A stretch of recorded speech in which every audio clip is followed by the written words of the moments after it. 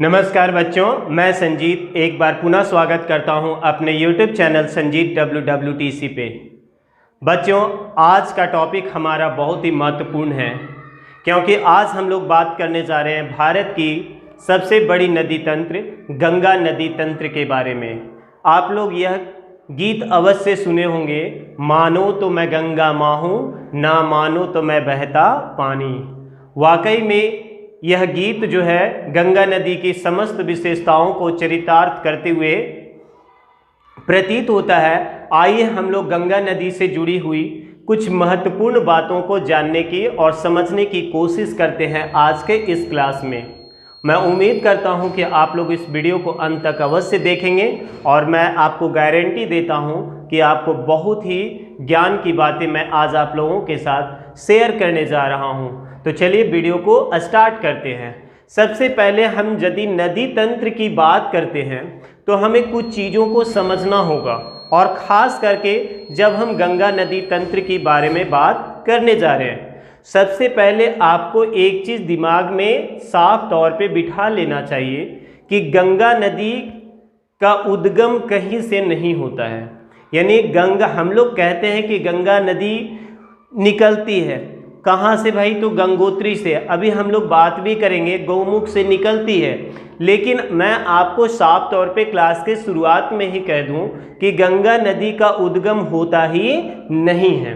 तब आपके मन में बहुत तरह के सवाल आ रहे होंगे कि आखिर ये कैसी बात है कि गंगा नदी का उद्गम ही नहीं होता है।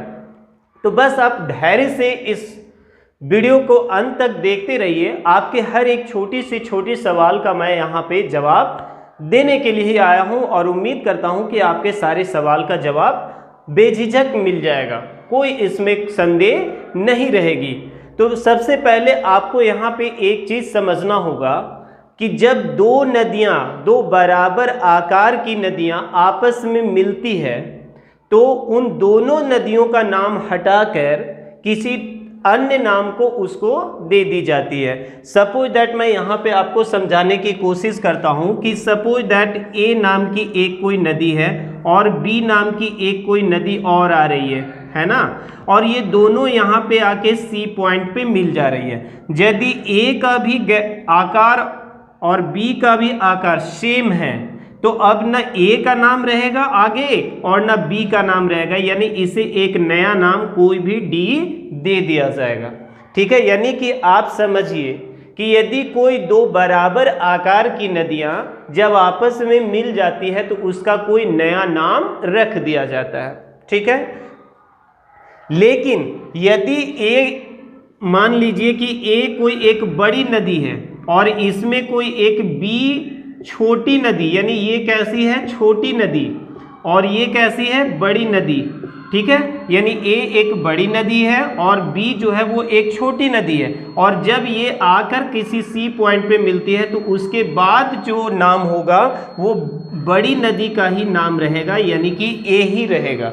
यानी दो चीज़ यहाँ पर हम लोग समझ रहे हैं कि यदि दो नदियाँ बराबर आकार की हो और आपस में मिल जाती हो तो उसका नया नाम दे दिया जाता है। परंतु एक बड़ी नदी में जब कोई छोटी नदी आकर समाहित हो जाती है, मिल जाती है, तो आगे भी उस बड़ी नदी का ही नाम रहता है। समझ गया ना, क्योंकि ये समझना आवश्यक है आज के इस क्लास में, तब आपको हर एक छोटे से छोटे सवाल का जवाब मिल जाएगा। तो चलिए, ये दोनों चीज़ें आपको समझ में आ गई।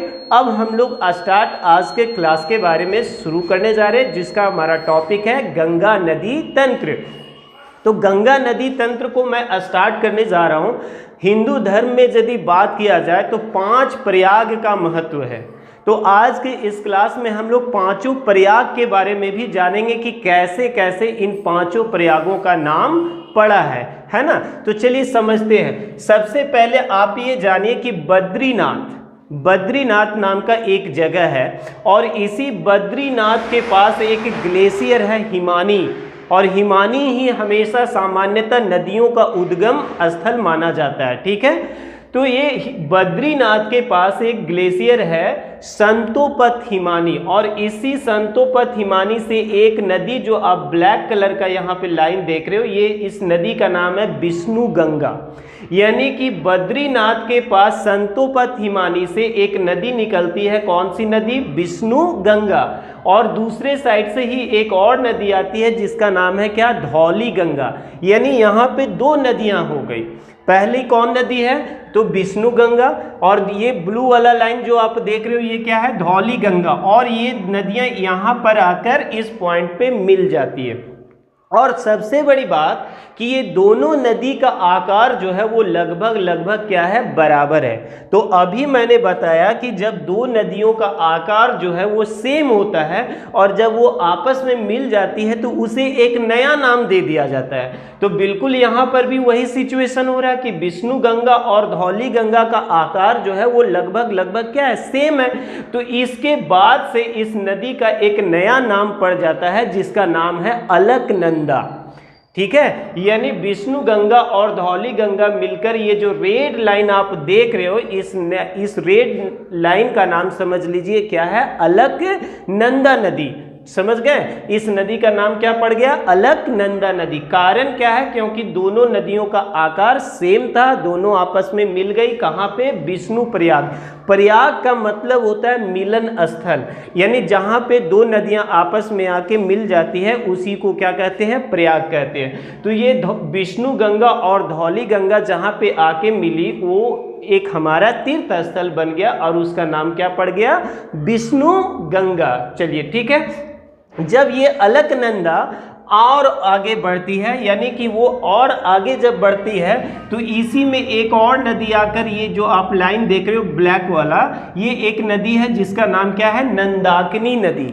ये नंदाकिनी नदी अलकनंदा में आकर इस पॉइंट पे मिल जाती है। और नंदाकिनी नदी का आकार जो है वो अलकनंदा नदी से क्या है? कम है। यानी कि अलकनंदा नदी बड़ी नदी है और नंदाकिनी छोटी नदी है, यानी सिचुएशन ये वाला। ठीक है, और इस वजह से इसका नाम जो है वो क्या रह जाएगा? अलकनंदा ही रह जाएगा। क्योंकि मैं इस सिचुएशन में आपको बताया था, क्या बताया था भाई? कि जब दो नदियां एक मिल रही है और उसमें एक बड़ी है और एक छोटी है तो हमेशा नाम किसका पड़ेगा? बड़ी नदी का ही नाम पड़ेगा। तो हम लोगों ने क्या देखा कि ये अलकनंदा नदी बह रही थी और ये बड़ी नदी है और इसमें आकर इस पॉइंट पे कौन सी नदी मिल रही है? तो नंदाकिनी नदी मिल रही है। तो यहाँ पर जिस पॉइंट पे ये मिली, यहाँ पर इसका नाम रखा गया क्या? नंद प्रयाग, जो कि दूसरा तीर्थ प्रमुख स्थल है ना। यहाँ इसका नाम क्या पड़ गया? नंद प्रयाग। कारण क्या है? क्योंकि नंदाकिनी नदी यहाँ पे आके मिल रही है, इस वजह से इसका नाम क्या पड़ गया? नंद प्रयाग। ठीक है, फिर जब ये नदी अलकनंदा नदी और आगे बढ़ती है तो इसी में एक और नदी आके मिल रही है जिसका नाम क्या है? पिंडार नदी। ठीक है, और इस पॉइंट पे आकर मिल रही है। ठीक है, इस पॉइंट पे अलकनंदा से आकर मिल रही है कौन सी नदी? पिंडार नदी। तो इस प्लेस का एक नाम पड़ता है क्या?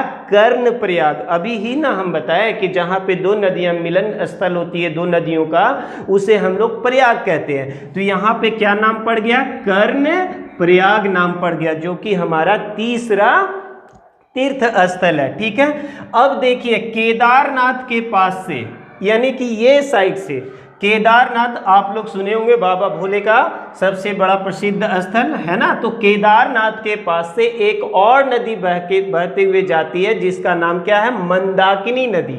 ठीक है, देखिए इस साइड से जो नदी आ रही थी उसका नाम था नंदाकिनी नदी, और ये साइड से जो नदी आ रही है, इस नदी, ये ब्लू वाला जो लाइन आप देख रहे हो है ना, इसका नाम क्या है? मंदाकिनी नदी।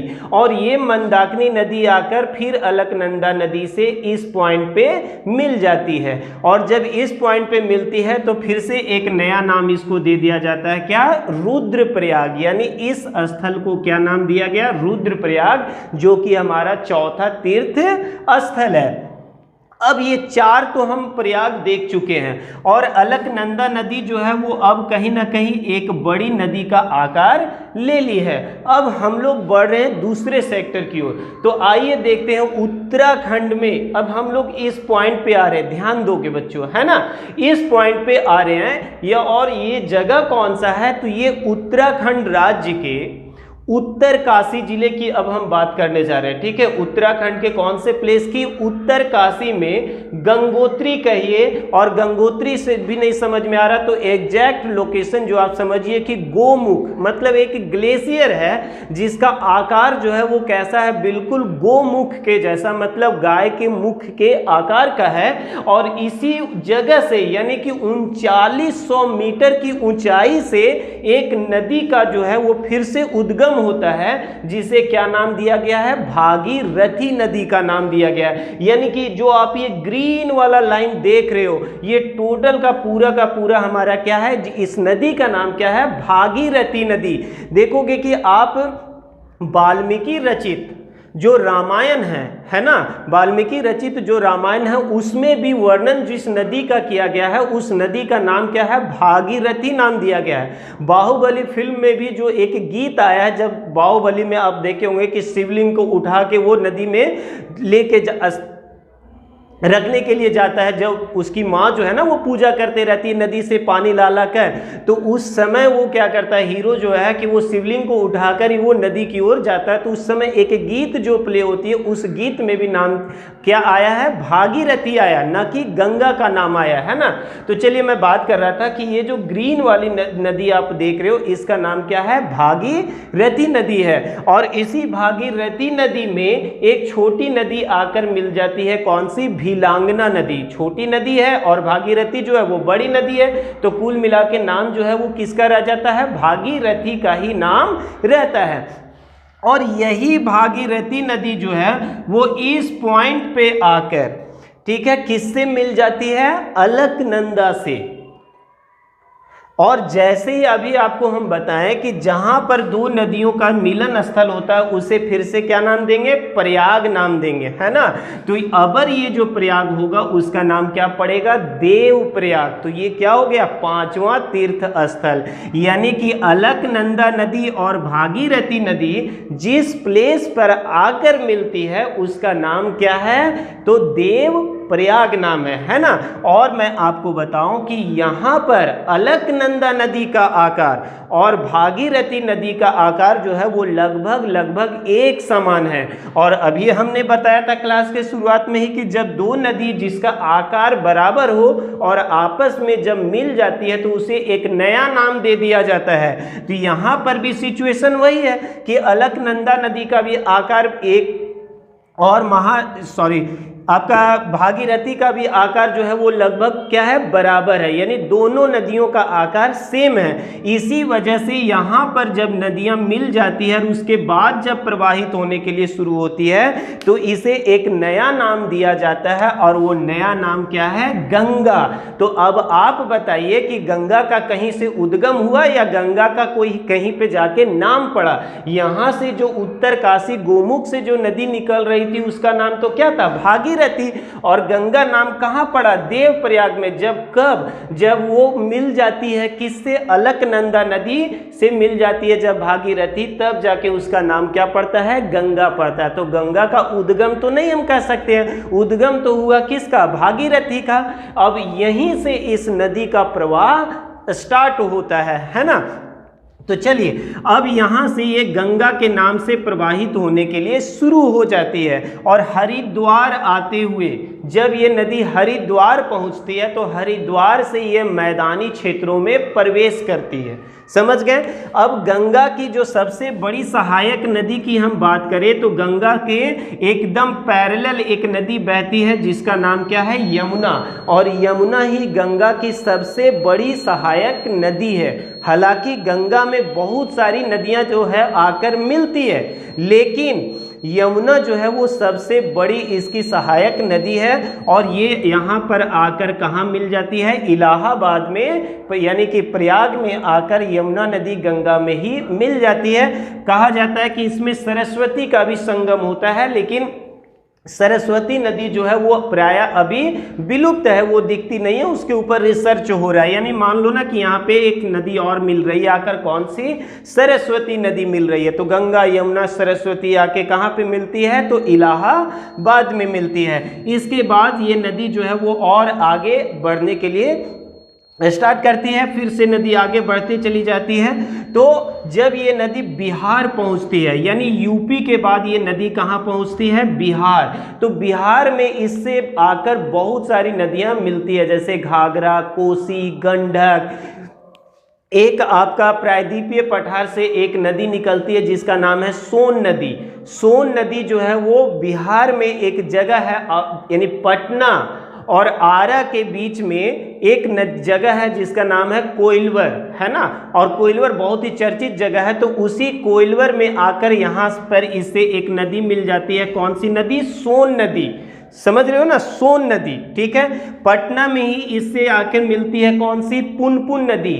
बिहार में ही इससे आकर मिलती है नेपाल से प्रवाहित होने वाली नदी जिसका नाम है कोसी, जिसे बिहार का शोक भी कहा जाता है। तो वह कोसी नदी भी आकर बिहार में ही गंगा से मिलती है। तो इस प्रकार से बहुत सारी नदियां जो है वो आकर इसमें मिल जाती है। बिहार पटना में ही इससे आके मिलती है पुनपुन।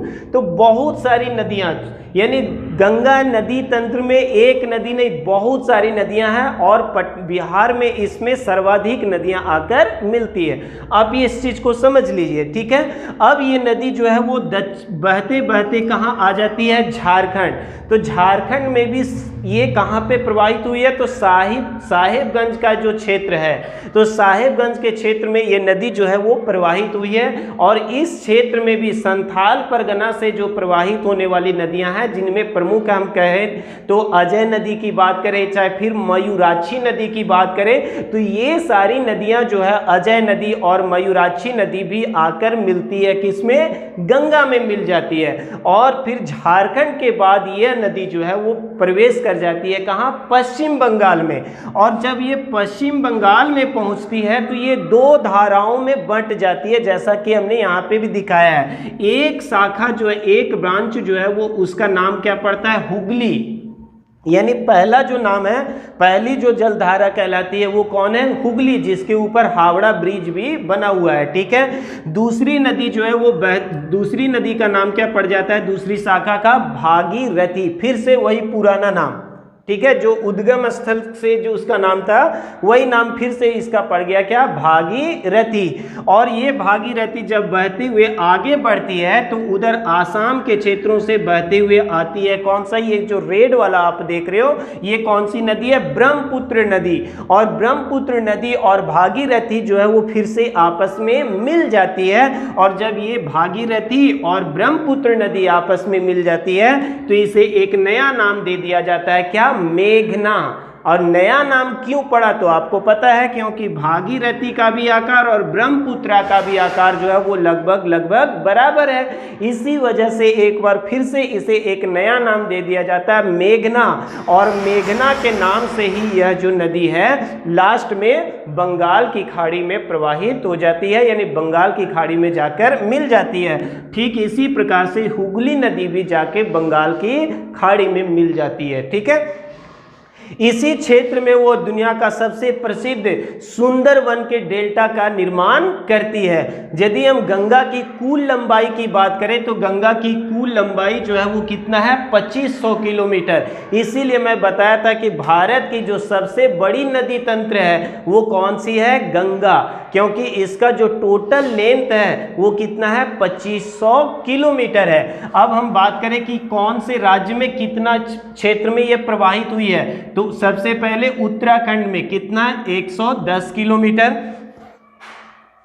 इसके बाद यदि हम बात करें उत्तर प्रदेश में तो सबसे ज़्यादा 1450 यानी 1450 किलोमीटर ये बही है। कहाँ पर? उत्तर प्रदेश में। तो आप आज भी देखिए ना कि कृषि के दृष्टिकोण से उत्तर प्रदेश जो है वो कितना सुखी संपन्न है, क्योंकि पूरा यूपी में लगभग यूपी में आपकी गंगा नदी बही है। और गंगा नदी जहाँ जहाँ भी जिस क्षेत्र में बही है ना, वो क्षेत्र आज भी क्या है? आबाद है। उस क्षेत्र में सघन जनसंख्या पाई जाती है। कल कारखानों का विकास जो है वो काफ़ी तेज़ी से हुआ है, चाहे रेलवे नेटवर्क की बात की जाए, चाहे आप सड़क नेटवर्क की बात कीजिए, या किसी भी चीज़ का विकास या औद्योगिक विकास की बात कीजिए। जिन क्षेत्रों में ये नदी बही है उस क्षेत्र में पूरा समतल मैदान है और हर तरह का डेवलपमेंट वहाँ पे आपको देखने को मिलेगा। तो इसी वजह से आज भी यूपी आबाद है। दूसरा, अब हम स्टेट की बात करें तो क्या है, बिहार। बिहार में भी ये कितनी बही है, 440 किलोमीटर। और लास्ट में पश्चिम बंगाल में इसका अपवाही क्षेत्र की हम बात करें तो वो कितना है, 500 किलोमीटर। तो बच्चों, आज का ये क्लास हमारा यहीं पे समाप्त होता है। मुझे उम्मीद है कि गंगा नदी तंत्र से संबंधित जो कुछ भी आपके मन में किसी भी प्रकार का सवाल होगा, उम्मीद है कि सारे सवाल का जवाब आपको मिल गया होगा। मिलते हैं अगले क्लास में, तब तक के लिए गुड बाय।